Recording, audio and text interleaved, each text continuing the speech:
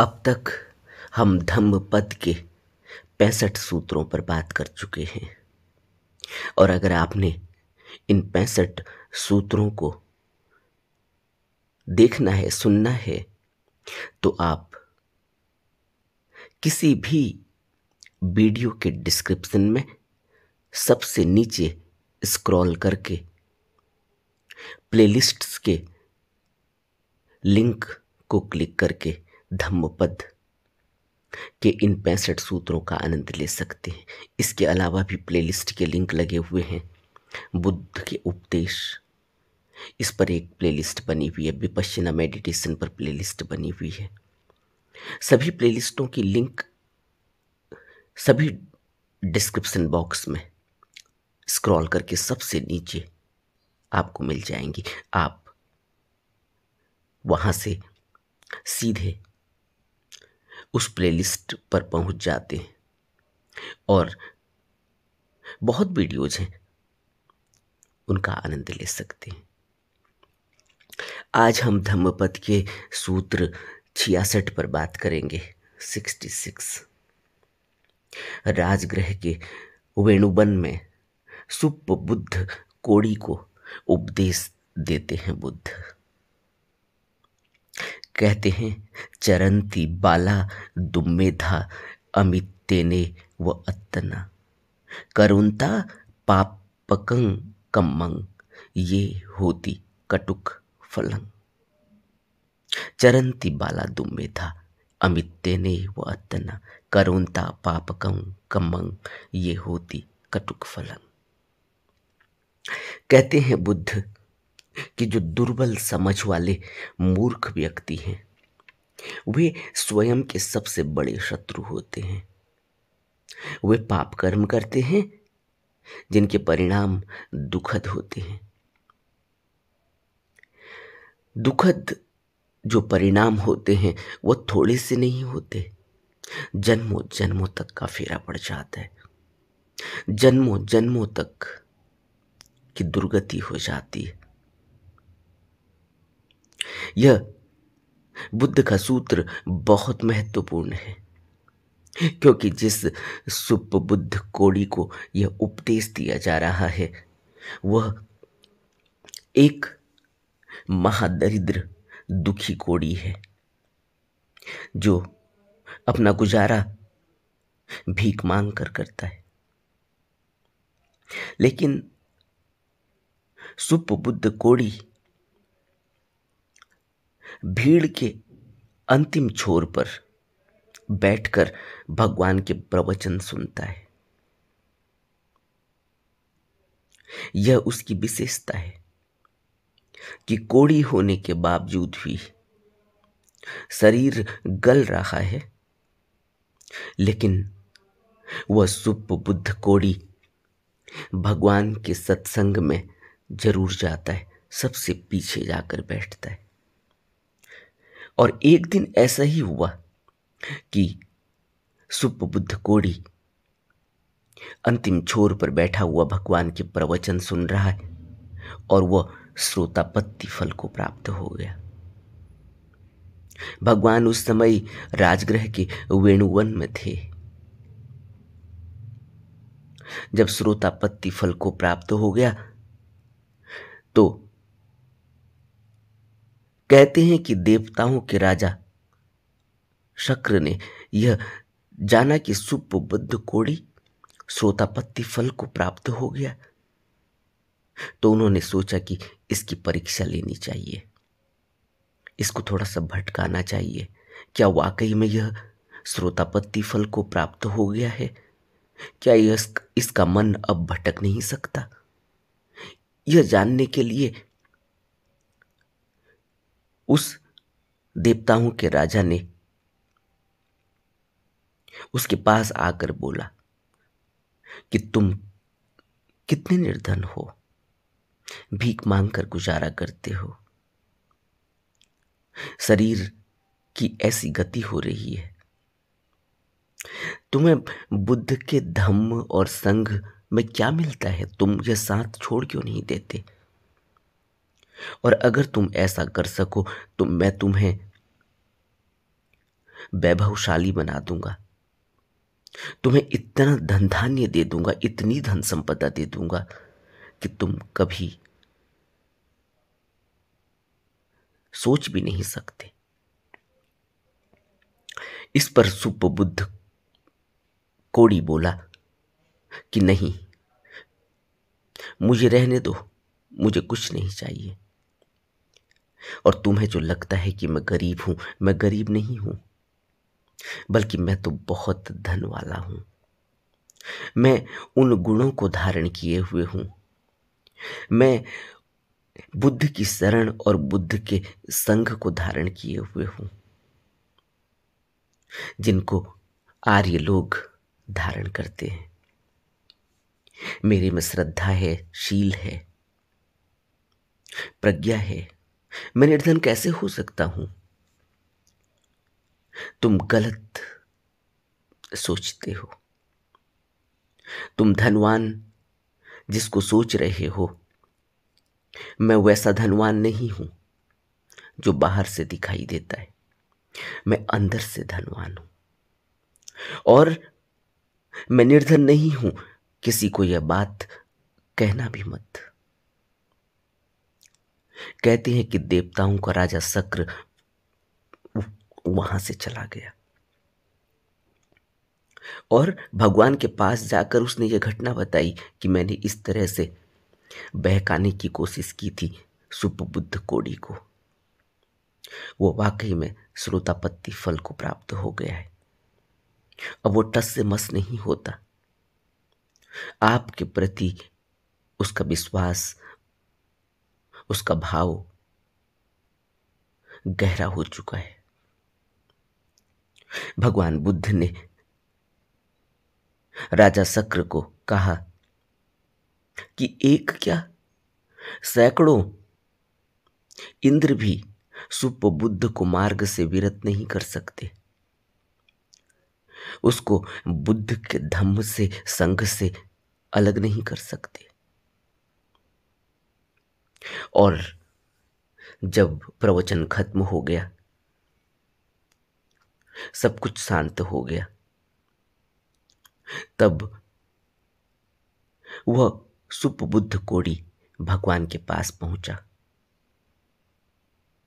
और उसने कहा कि आज उसके अंदर घटना घटी है, वो श्रोतापत्ति फल को प्राप्त हो गया है।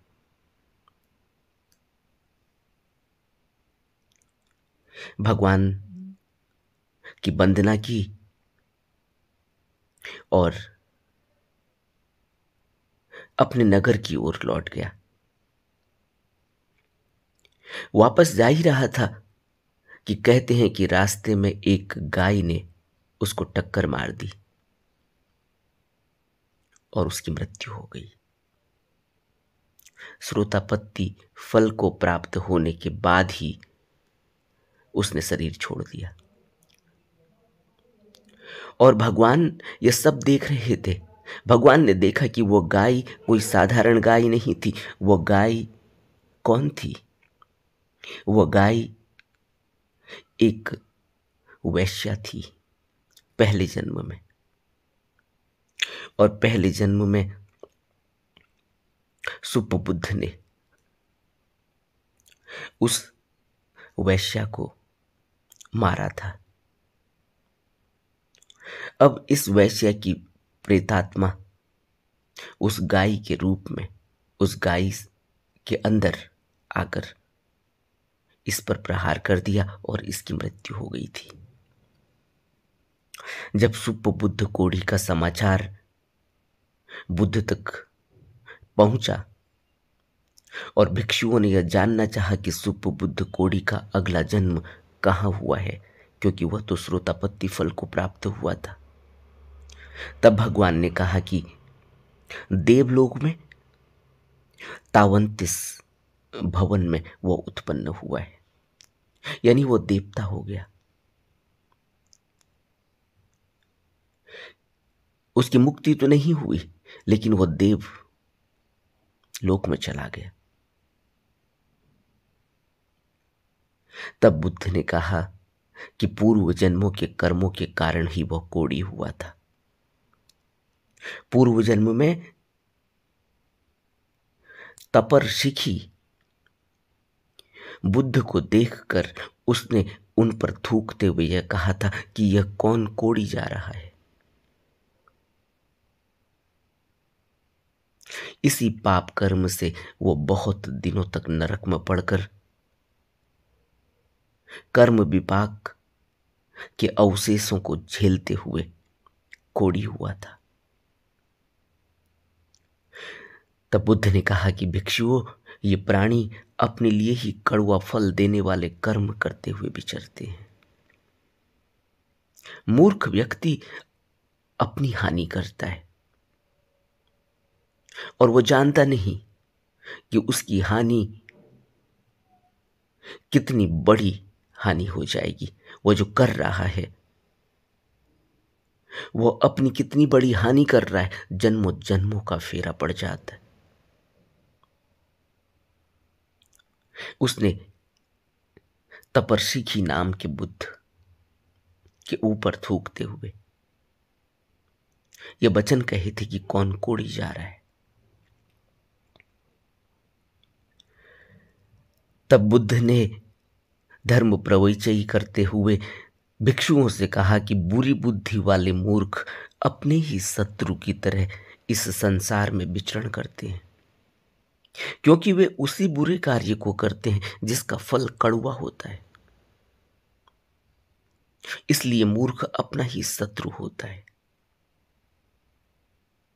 और वो यह सोचता है कि ऐसा करके उसको जीवन की सार्थक वस्तुएं मिल जाएंगी, और वो सार असार को कुछ नहीं समझता। क्या बुरा है, क्या भला है, वो अल्प बुद्धि वाला होता है। वो इस बात पर विचार ही नहीं करता और इस तरह की बचपना वाली बातें, बचपना वाले कृत्य, जहां बुद्धि समझ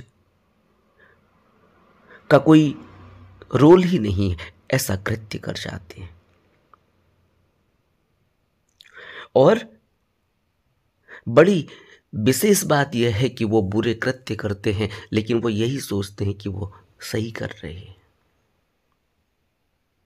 इसलिए तथागत ने कहा कि ऐसा होता है।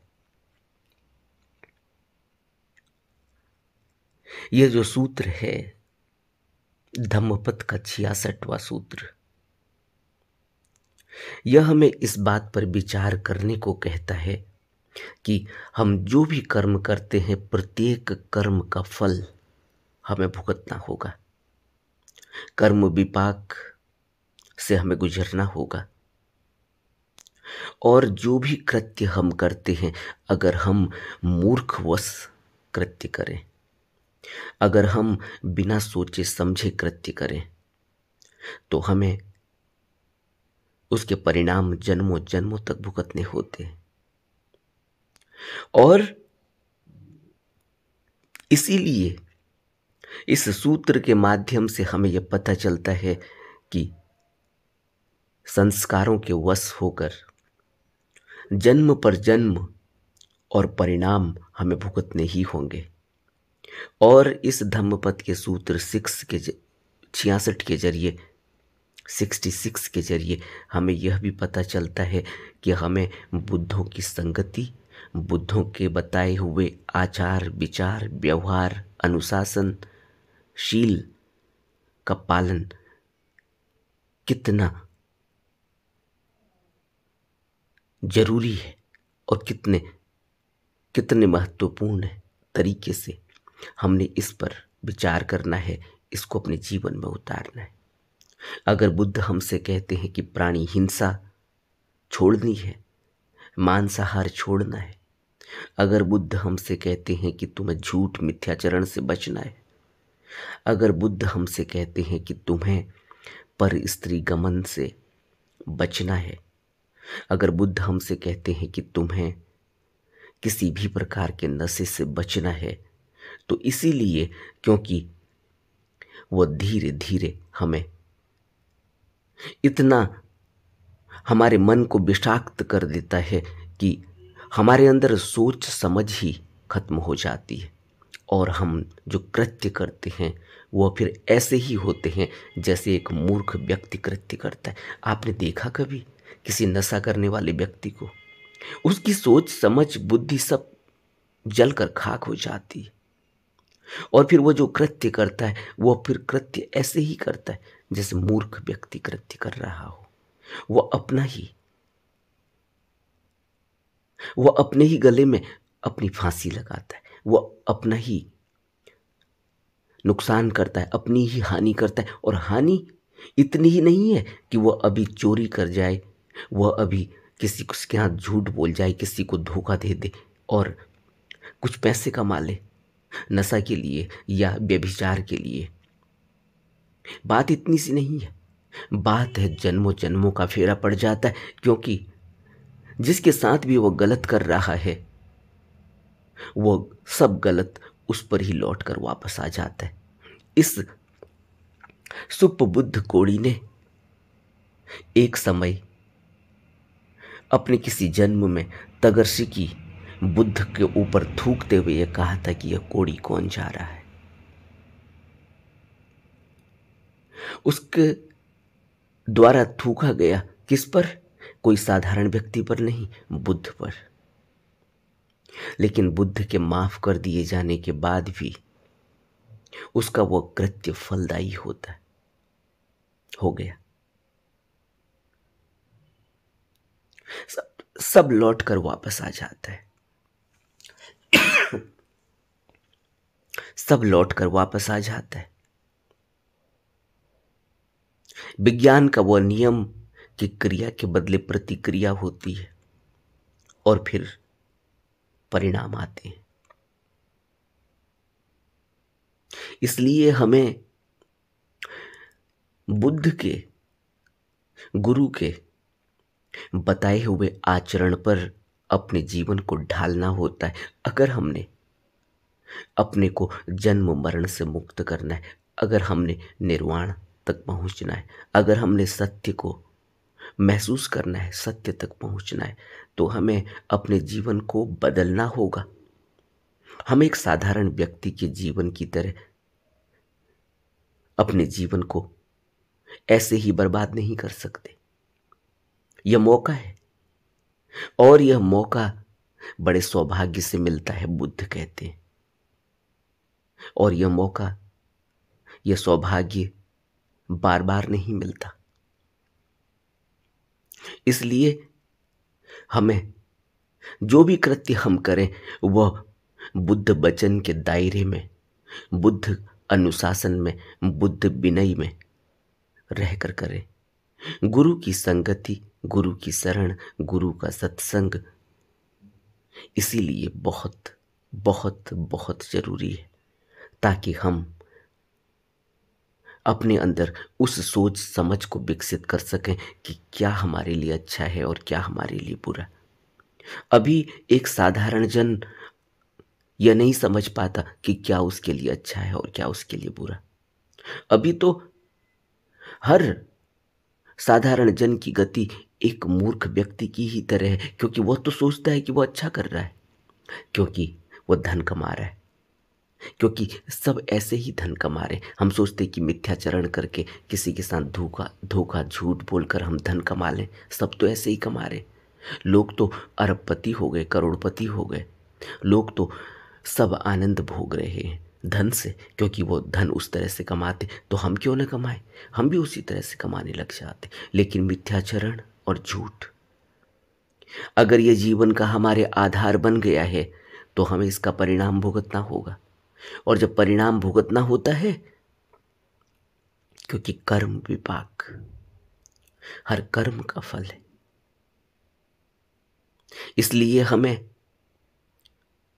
बुद्धों के अनुशासन में रहना होगा, गुरु की संगति और गुरु के बताए हुए उपदेशों पर चलना होगा और गुरु के बताए हुए अभ्यास को अपने जीवन में उतारना होगा।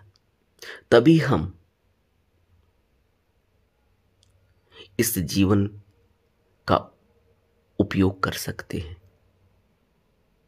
तभी हम सत्य के मार्ग पर चल सकते हैं। तभी हम मुक्त हो सकते हैं इस भवबंधन से, इस दुख से।